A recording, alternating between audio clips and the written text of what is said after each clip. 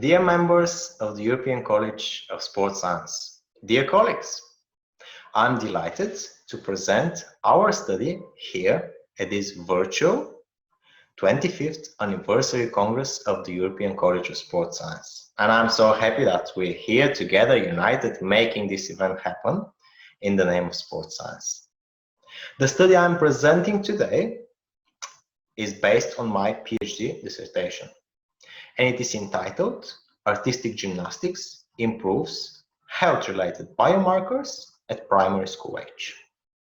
Unlike other sports, artistic gymnastics requires the performances of technical exercises on different apparatuses, where the gymnasts have to overcome their body weight and in many cases multiply several times when they're dismounting or when they're tumbling. And therefore, optimal health and a level of physical fitness are both essential for the performances of the routines. And the aim of our study was to assess the health biomarkers in relation to physical fitness in children practicing gymnastics, whilst estimating the benefits of regular gymnastics training at this age. This study included 90 children from the United Kingdom. 49 of them were artistic gymnasts. They were practicing gymnastics for at least a period of 2 years, and they were practicing on average 4 hours per week. They represented 5 different gymnastics clubs within 3 different areas in the United Kingdom. The other 41 children formed our control group, and they were not seriously engaged in any sports apart from their physical education lessons at school. In order to assess the health biomarkers in relation to physical fitness, we applied the AlphaFit Physical Fitness Test Battery, which is widely recommended in the literature for the assessment of children and adolescents. And on the next slide, you can see the main components, which are main concerns under the AlphaFit Physical Fitness Test Battery. All of the measurements were taken in accordance with the guidelines of the AlphaFit Test Battery. In order to assess the motor fitness, we applied the 4x10 meter shuttle-run test. The hand grip strength test and the standing long jump test were applied to assess the musculoskeletal fitness. And in order to assess the cardiorespiratory fitness, we applied the 20 meter shuttle-run test. And for the administration of this test, we created a specialized software. This software was specially created as part of my PhD dissertation, and it is called Beep Shuttle Junior. I presented this software in 2017 at the European FIEP Congress in Luxembourg. The software uses the original 1-minute Ledger's protocol, and it provides information on all of these parameters that you can see on the right side of the slide, in addition to the estimated maximal oxygen uptake for each participant tested, as well as a percentile score of the VO2 max, which is based on gender-specific and age-specific international norms for children and adolescents. This software was published in a peer-reviewed journal in 2018, and it can be accessed on the website provided at the bottom of this slide. In addition to that, we also calculated the parameters shown on the next slide. We calculated the percentile scores for each parameter.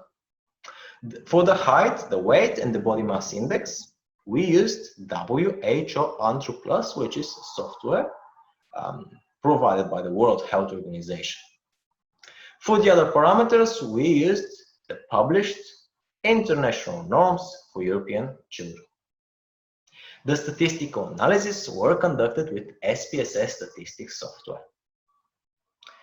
We used test of normality to check the distribution of the data and descriptive statistics. We compared the boys from the control group with the male gymnasts, and we also compared the girls from the control group with the female gymnasts. Depending on the distribution of the data, we compared their means by using the independent t-test or a Mann-Whitney U-test. And the anthropometric parameters of the children are presented in the tables on the next slide. On the left, you can see the girls in red, and on the right, you can see the boys in blue. The main anthropometric parameters, including height, weight, body mass index, and percentage body fat, were significantly lower for the gymnasts in comparison with the control groups. An interesting observation here was that the upper arm muscle area did not differ between the groups. However, the relative upper arm muscle area was significantly higher in favor of the gymnasts in comparison with the control groups. That was the case in boys and in girls. And that showed that the children who were practicing gymnastics had larger muscle mass per unit body weight. And then on the next slide, you can see the distribution of the percentile score of the body mass index. It is very well clear that the gymnasts in the background were within the norms, while the control group, half of it, was assessed as obese or overweight. Now, it is good to mention here that in line with our previous research, here as well, the body mass index didn't provide accurate assessment for some individual children with larger muscle mass. That was the case for these two gymnasts who were assessed as overweight in accordance with the body mass index. However, they were not overweight. They had lower percentage of body fat, and they had high value of their upper arm muscle area, one of the highest in their groups. And that can be very clearly seen on the next slide, where you can see the distribution of the percentile score of the percentage body fat. All of the gymnasts, 49 out of 49, were within the norms, and 17% of the control group were assessed as obese and 39 as overweight. On the next slide, you can see the other parameters from the health biomarkers in relation to physical fitness. On the left again, you can see the girls in red, and then on the right, the boys in blue. There was no statistically significant differences between the absolute values of the hand grip strength test. However, the relative hand grip strength was significantly better in favor of the gymnasts, both in boys and in girls, in comparison with the control groups. And that confirmed that the children who were practicing gymnastics had better strength parameters in relation to their body weight. All of the other tests were also significantly better in favor of the gymnasts, both the absolute value of each test as well as the percentile score. So the gymnasts had a better lower body strength, better motor fitness, and better cardiorespiratory fitness. And also the gymnasts had a very high percentile score, an average of 90 for most of the tests.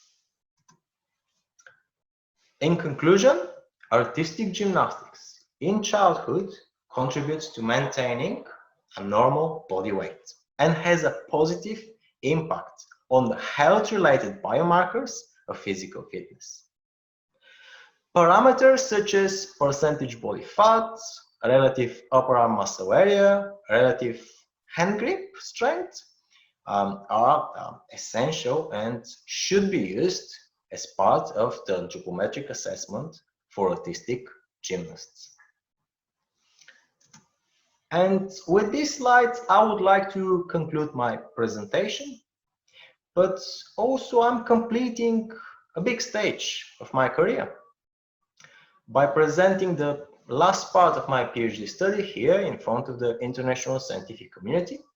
I would like to mention it was a great pleasure to work on this study for 3 years. I would like to say thank you to my supervisors for all of their help and support. Thank you to Dr. Lubomir Petrov, and thank you to Dr. Albena Alexandrova from the Department of Physiology and Biochemistry from the National Sports Academy in Bulgaria. And thank you so much to our co-author, Professor Monem Jani from the University of Cambridge, for his input in this study. And it has been great that we are here at this virtual 25th Anniversary Congress of the European College of Sports Science. We are here, we are together, we are united, we are sports science. Thank you.